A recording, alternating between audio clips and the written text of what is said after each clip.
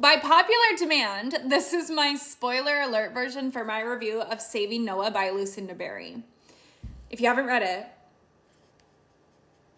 goodbye. Okay, I read this book because I kept hearing everyone being like, oh my God, I was heartbroken. It's so disturbing. I don't know what to think about that book. And I was like, I need to know. I just need to know. And so when I first started it, I didn't know what it was about. I had no idea.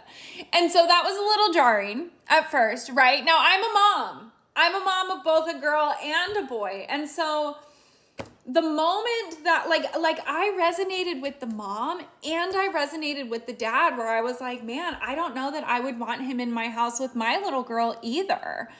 But also I don't want to give up on my son, you know, like, especially because like, oh, the way Lucinda Berry wrote this book, the way that things are uncovered along the way, like I was totally on the mom's side, but we didn't know everything, right? We knew that he touched the little girls. That's like all we knew.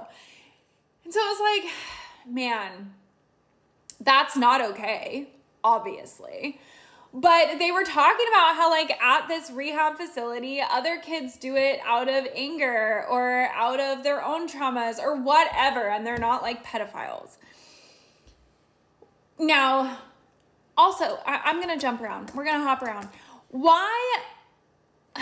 So him was the dad the whole time. That immediately made me want to reread it, by the way. When it said that it was the dad through all of those points of view, I was like, wait a second. Now I want to go back and reread it and listen to it again with that in mind. But I have so many questions. So Katie, the daughter, started wetting herself. Why? Was the dad hurting her? Why was that not addressed? And why did that never come out? Like, we just get to know it as the reader, and he gets to keep that secret forever, and now he's like the main parent of the daughter?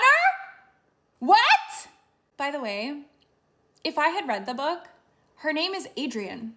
Why in the audiobook is it Adrienne? That really threw me off, by the way. Adrienne, I don't even remember how they said it. It was so weird. Anyway, when she decided to help Noah, okay, but let's talk about that.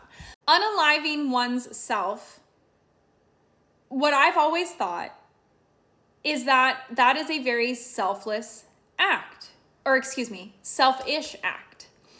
But the way that Noah wanted to do it was very selfless, no? Was it not? Because like he literally said, he's like, I can't stop myself. I don't want to hurt anybody. I didn't want to hurt those girls, and I could not stop myself. So for everyone's safety, I think it is best if I go. Like, heartbreaking. But also, was he wrong? Like, gosh, that's so hard. And then when she, like, literally one of the chapters ended and she was like, and that's when I decided to help him. I just immediately, I was bawling.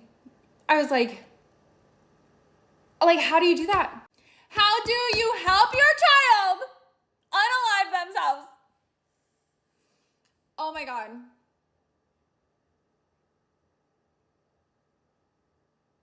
That is a read I will never forget.